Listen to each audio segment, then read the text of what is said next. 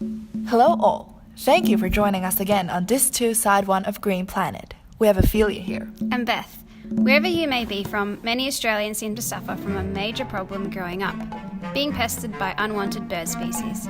We have the renowned bin chicken, if you're from Queensland, magpies, if you're from WA, and for Victorians, we suffer from seagulls. Mine. Here we see a bunch of seagulls feeding on Doritos, but what you may not know is that there are different species just within this bunch. There are more than 40 known species, and most live near the coast, but they are relatively similar morphologically, and most just differ in wingspan and size. Although feeding on human food seems to be the normal foraging method for seagulls, their natural diet actually includes fish, marine and freshwater invertebrates, both dead or alive.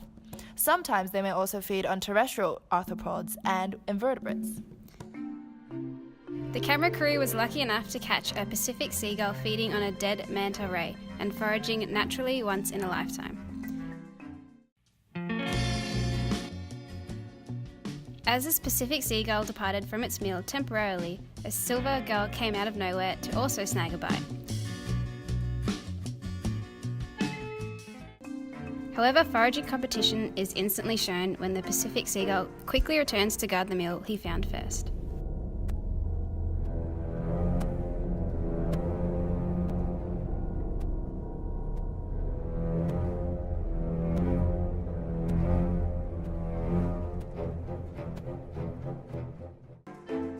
Now, after a life-threatening fight, the Pacific gull needs to rehydrate and replenish.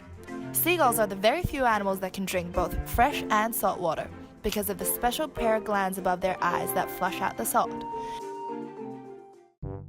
Gulls are also highly social animals and move in flocks.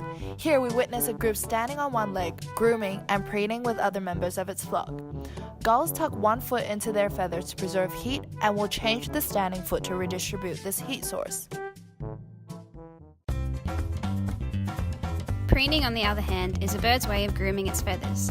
It is done with the help of a preen gland that is found near the base of the tail. The gland secretes an oil that helps waterproof the feathers. Most gulls will preen several times a day to keep themselves clean of any dust, dirt and parasites. And here is a doggo frolicking in the water, scaring away some swans. As we close our documentary, we hope we have enlightened you to some new facts of Melbourne's greatest pest species, and maybe we will learn to appreciate them one day. Bye!